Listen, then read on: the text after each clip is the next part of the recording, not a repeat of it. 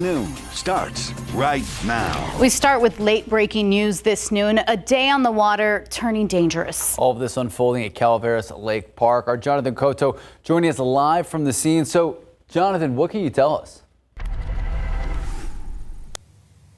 Max, Tiffany, right now we're standing by for more information from the Bexar County Sheriff's Office. We're here at Lake Calaveras, where we know there was reports of a possible drowning. Now, I'm going to step out of the shot so you can take a look at what the scene is looking like right now here at Calaveras Lake, which is approximately 20 miles south of San Antonio off of Loop 1604. Again, reports of a possible drowning this 4th of July holiday. Now, we do know that parkgoers have been asked to stay off the waters. The only boats that are on the water right now are search and rescue teams at this time.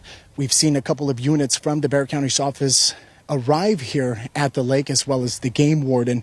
Now, let's talk a little bit about Lake Calaveras. We know that the surface area is about 3,624 acres, and that's roughly what the search and rescue teams are exploring right now. And at your distance here at the entrance of the lake, you can also notice a red flag. That red flag, we're told, is a high hazard flag set up for high wind advisories. Now, this is a situation, a scene that we're going to continue to stay on top of and bring you the latest as more information is available. Just a short moments ago, we spoke with the Bexar County's Sheriff's Office Public Information Officer, who will be providing some information within the next 30 to 40 minutes. Max, Tiffany. Thank you, Jonathan. New this noon, police have 2 crime scenes, 1 victim, and still no suspect. All of this after finding a man dead on the city's northeast side. The investigation started with a welfare check. Police found the victim dead on a sidewalk. This was near North WW White Road and I-10. Police say they found shell casings near the body. EMS pronounced him dead at the scene. Then police got another call about an abandoned vehicle with bullet holes. Officers found the car on the I-10 access road not too far from the first scene. So far, police have not arrested anyone. And we have a big update to a shooting on the city's southwest side. Police say a security guard there now facing aggravated assault charges. All of this after a shooting of a man outside an H-E-B convenience store. So this started yesterday. This is the 7,000 block of Zarzamora, not too far from South Park Mall. Police tell us that the victim, accused of bothering customers and causing a disturbance inside the store. Security then confronted him as he was leaving the store. Security telling police that the man refused to do what was asked. Then he walked towards them.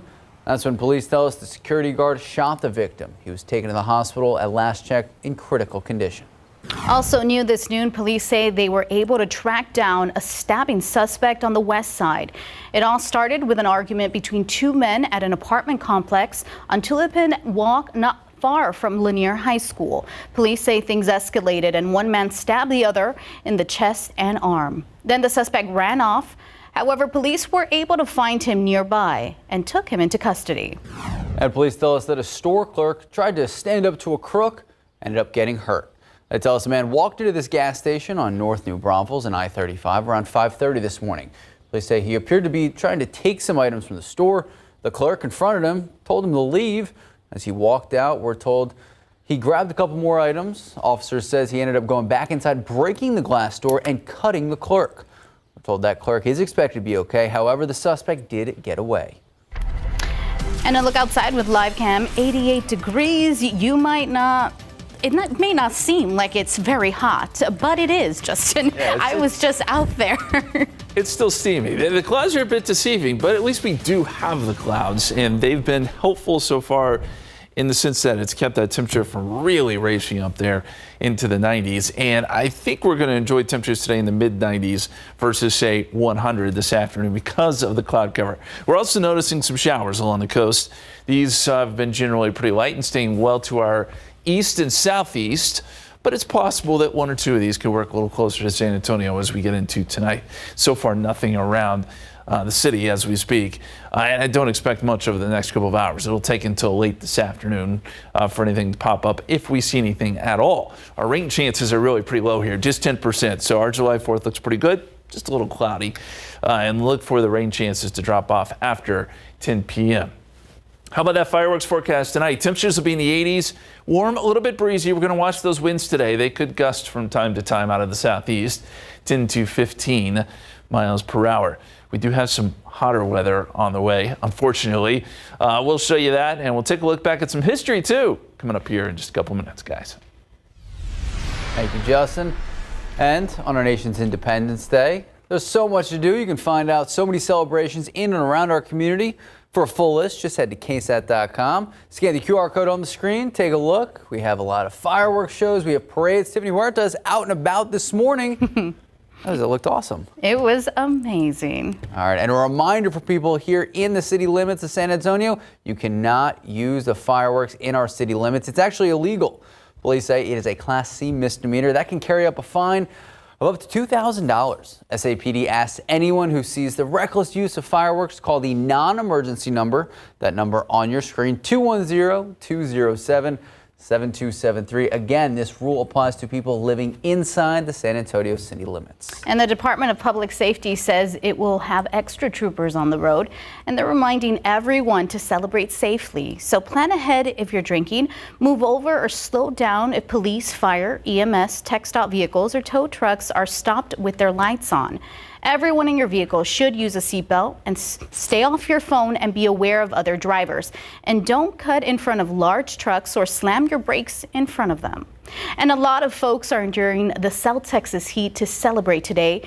And while you may be layering on that sunscreen, there's more to keep in mind. ABC's Nguyen explains why that may not be all you need for protection in the sun. Many of us remember to wear sunscreen when doing outdoor activities, but it's important to protect your eyes too. Radiation from the sun can cause cloudy vision over time called cataracts, and chlorine in swimming pools can weaken the eye's protective barriers, increasing the risk of infection and irritation. Sunglasses with 100% ultraviolet or UV light protection and swimming goggles are your best bet to protect your eyes from these effects. Eye experts also recommend avoid rubbing your eyes even if allergies flare up. This can damage the outer layers of your eyes. Speak to your eye doctor if you have problems from dry eyes or any new eye problems. Healthy habits like staying hydrated, eating leafy greens and foods that contain vitamin C and omega-3 fatty acids also add up and benefit your eyes. With this Medical Minute, I'm Nguyen, ABC News. All right, back here at home, it was a pleasure, it was a joy, and hopefully it was a good omen to see the Silver and Black take to the Summer League. We're going to break down what happened in California and what comes next. And lots of folks are already celebrating today. We have a look at the fun folks are having in shirts this 4th of July.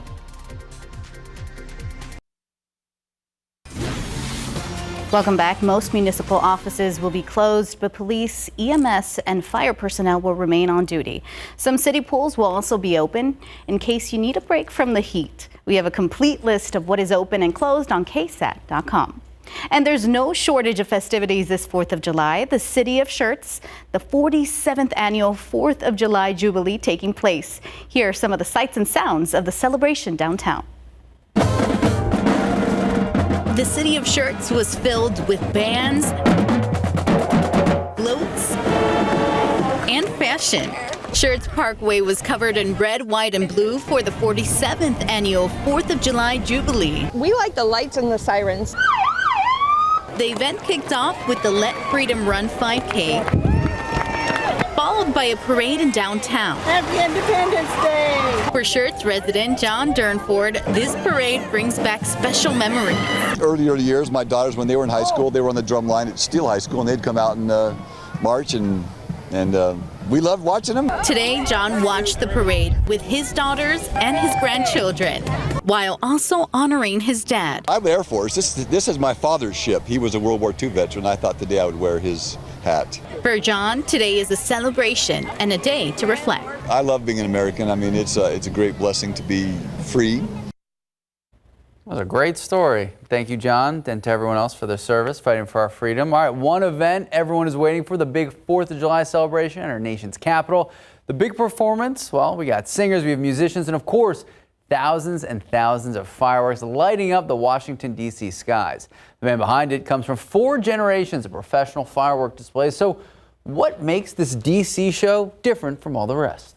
I think what's unique about it is the large caliber display shells. That's sort of what the heart of this display, what makes it unique, and it gives it a viewing distance of over a mile, really, on a clear night. You can really enjoy this display from quite a distance. So if you're interested in watching, Capitol 4th kicks off tonight, 7 o'clock on PBS. And I know that he referenced on a clear night, you could see it from a mile away. I know last night when we kind of talked about that full moon, what was it? The full buck moon? Was that what it was called? I know a lot of people, they had some issues with you, Justin, because they couldn't see it. The clouds were a problem. We could see some of it. We got some pictures of it. Hey, look, these clouds are going to hang around a while longer. I don't think they're going to cause any problems when it comes to us being able to see the fireworks. I think we'll be okay. So everything looks good in that regard. As far as the aquifer is concerned, not so good. We dropped 0.8 of a foot today to 633.3, so we're starting to fall again after we bumped up a little bit last couple days. Molds are low at 300.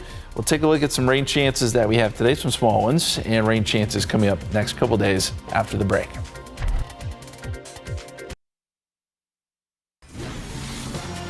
Welcome back. It's an annual tradition, the Nathan's Hot Dog Eating Contest. On the women's side, Vicky Sudo ate 39.5 hot dogs in 10 minutes. She won her 9th title in the competition. Sudo won last year's title with 40 hot dogs. She holds the women's world record for eating 48.5 hot dogs in 10 minutes. First prize winners, they get a bedazzled belt and, well, they get $10,000. On the men's side, this was tragic. The contest canceled because of the weather. Okay, so from the East Coast, how important is this event for the East Coast? It's awesome. It's a whole thing. People will line up overnight, try to get in there and watch it all go down. It's a fun 4th of July festivity that really is, it's akin to fireworks, it's the grilling. I got to ask you though, and we were talking about this in the 9 a.m. hot dog eating contest. So the women's winner, 40? Say 40, that was her record. How many do you think you get? Oh, no, not even. No? No, not even close. No? I'm done probably after not even 2, maybe. Okay. Yeah. You? Okay. I got a hot take here. Okay. I think 23. I've thought about this. If you're doing it competitively. Yeah, you get 10 minutes. No, even then, it's so much. Yeah. Well, Justin, what do you got? Justin's ready. Justin's a big guy. Since Max said 23, I'm going to say 24. Wow, let the games begin. No, it is fascinating. I love that it's also Pepsi is one of the sponsors. Yeah, makes sense. It really does. But you know what? You just mentioned, so did they cancel it or did they postpone it? No, they canceled the men's part. Just completely got rid of it. That's what we're seeing. Okay, well, here's why. We looked it up on radar. What's going on up there in Coney Island? There's some storms. They're actually getting rain up around New York. We'll zoom in there. Coney Island's right there in that circle. A couple storms passing through. They've got some more on the way. Maybe that's why. Unfortunate. We'll have to wait till next year. See who wins the belt. Okay, a little more history for you since we're sticking with the East Coast here. You know Thomas Jefferson, because it's July 4th, I want to take you back to 1776. Thomas Jefferson actually kept really good weather records. He started keeping a weather diary, and on July 4th, 1776, he logged that it was 76 degrees there in Philadelphia. Pretty interesting. He was busy that day, by the way, so he didn't do some of the later day observations, but pretty cool. Thomas Jefferson was keeping records all the way back then. He's kind of the father of weather record keeping when it comes to that sort of thing. Anyway, a little history for you on our Independence Day. Let's take a look outside right now. 88 degrees, dew point 71, heat index is at 94, so it is sticky out there. But the cloud cover is going to help us, and it already has, as we look at some of these high clouds and some low clouds that are still sticking around, working their way through. We've got kind of multiple levels of clouds here.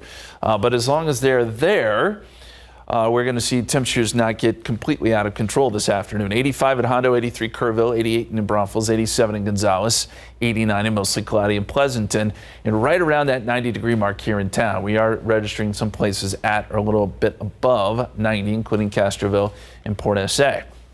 Here's the forecast.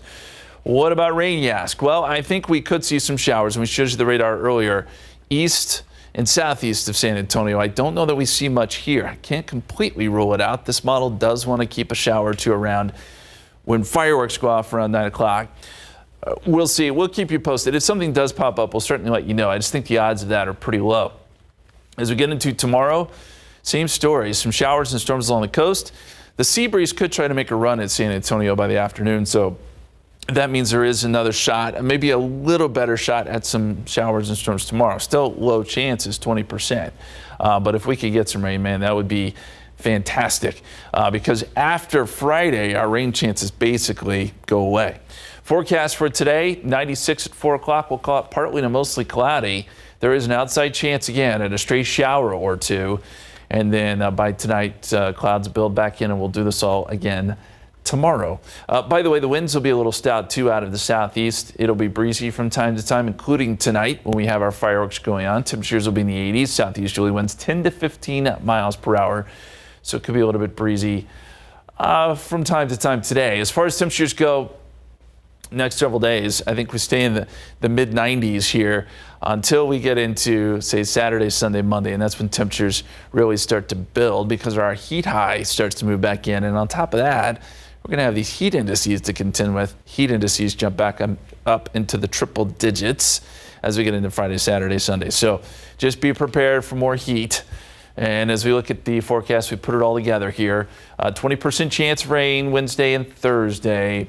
And then Friday, 98, and then the triple digits as we get into the weekend and especially early next week. No. I think that's kind of how we all feel, but it's inevitable. All right. Yep. All right. Thanks, Justin. Thank you, Justin. All right. Well, if you're a Spurs fan, you don't have to wait for tonight to see the fireworks. You probably saw a lot last night. We saw some of the young silver and black members pretty much crush it. We're going to explain what happened, what comes next.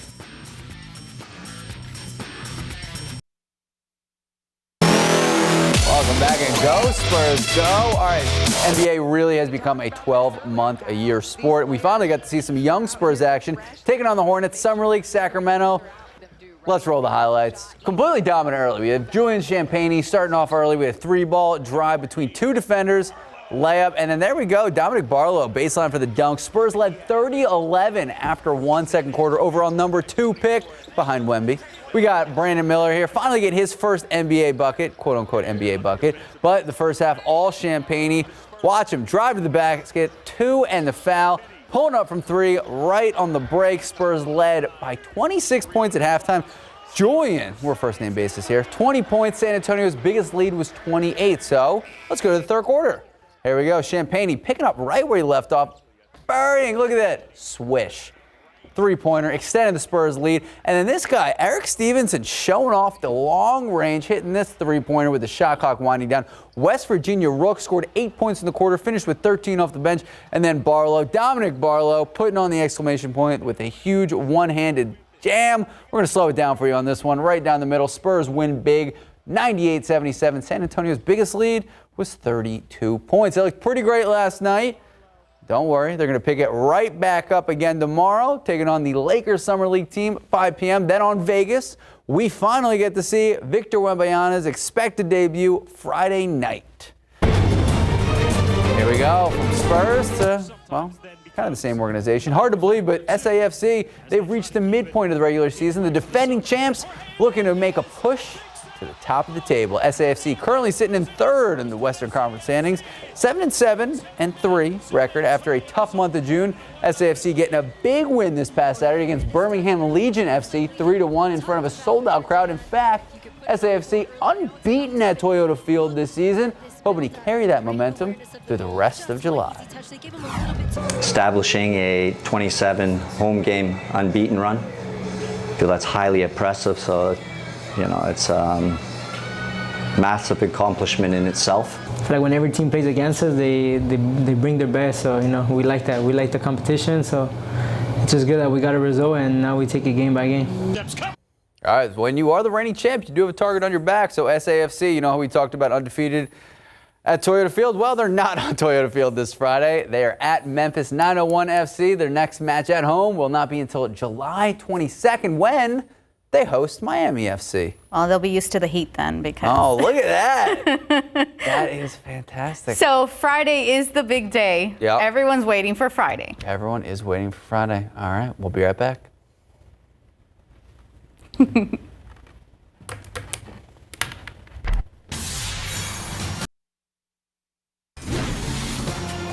Severe weather is impacting 4th of July celebrations and potentially people traveling back home. We know this year was a record-setting travel year. ABC Rena Roy tells us what areas this weather is affecting the most. As millions coast to coast celebrate July 4th, many also facing extreme weather conditions. High winds and heavy rain pummeling Chester, New York. Drivers in Virginia Beach dealing with wet weather on the roads. In Conway, North Carolina, small hail hitting the area. Holy mess! In Tennessee, power lines and trees ripped down. Severe storms also impacting the Midwest. In Chicago, homes and businesses swamped with pools of water and thousands left without power. Well, it looks around like 10 to 12 feet right now of water. Just in the basement alone. I just saw it was flooded up to the stairs. And further north and west, the heat is on. The sun really is a killer out here, you know? Temperatures soaring to the triple digits in parts of the Southwest. 36 million Americans now under heat alerts from Washington to Florida. And severe storms are likely again as the storm system moves through the south and east, with millions of people preparing to head home tomorrow after the long weekend. The FAA expecting nearly 50,000 flights across the country. That's 20,000 more than today. Rena Roy, ABC News, New York. All right, well, back here at home, Tip, you did a great story in shirts this morning on the parade over there. How was it? Hot, but fun. It was fun. This cloud actually helped because you're spending a lot of time outdoors today. Yeah, I'm still going to be a dad here, though. Don't forget to wear your sunscreen. Oh, drink water. With the clouds, you still get the sunburn. And yeah, drink plenty of water. It's still hot out there. It's just not blazing hot. And with the sun not directly shining through, it just feels a little bit better. Let me show you the radar, what we have going on right now. Some showers and storms still trying to develop there closer to the coast around Victoria. These aren't having a whole lot of success working up towards San Antonio area, and I doubt that we'll get much here, but we'll keep an eye on the radar. Cuero to Kennedy down to Beeville, that's a corridor where there could be some pop-up showers here over the next couple of hours. And as we get into the evening hours, you can't rule out a stray storm here around San Antonio either. All that cloud cover, there it is, quite widespread from Carrizo Springs to Hondo over to San Antonio. Seeing some mid-level clouds work through here and even some low clouds in spots. And so temperatures not jumping up into the 90s just yet in many spots. 88 Gonzales, 88 New Braunfels, 85 Kerrville, 85 Hondo, 88 in Carrizo Springs. And here around Bexar County, we're sitting close to 90. We'll jump into the 90s here soon, but I think we probably top out somewhere in the mid-90s this afternoon versus, say, triple digits. 96 is what we're shooting for. There is that 10% chance of rain that continues right on into this evening. Chances are, though, all of our festivities will be just fine, and then temperatures dip into the 80s tonight. We do have another chance for rain coming up tomorrow. We'll detail that for you here in just a bit. Thanks, Justin. All right, Ukrainian President Zelensky saying his country's still focused on breaking free of Russia's invasion. CNN's John Lawrence reports that Zelensky has another request for the White House. More than a year after the Kremlin invaded Ukraine, President Volodymyr Zelensky says his country is not backing down to Russian President Vladimir Putin. We cannot imagine Ukraine without Crimea. And while Crimea is under the Russian occupation, it means only one thing: war is not over yet. In an exclusive interview with CNN's Aaron Burnett, Zelensky expressed thanks to the Biden administration and both parties in Congress for their assistance during the war thus far. Without the U.S.'s help, it will become a frozen conflict. With the U.S.'s help, we will deoccupy our territory. Deoccupation of any next town is weakening Putin. We don't have to be scared of that. He's also calling for President Joe Biden to invite Ukraine into NATO now. The majority of the NATO countries support inviting Ukraine to NATO. Those who have their doubts look only at President Biden, and he knows that this depends on him. It will be his decision. Meanwhile, Moscow has deployed more than 180,000 troops to two major eastern battlefronts, according to a Ukrainian military spokesperson. And on Monday, Russia's defense minister thanked Russian armed forces for stopping a recent 24-hour rebellion against the Kremlin. These plans failed primarily because the personnel of the armed forces showed loyalty to their oath and military duty. I'm John Lawrence reporting. A new documentary on PBS, Below the Belt, is shining a light on a crisis facing 1 in 9 women in America, endometriosis. It's a disease in which tissue similar to the lining of the uterus grows outside the uterus. And although more than 190 million women globally suffer from this, it often goes undiagnosed.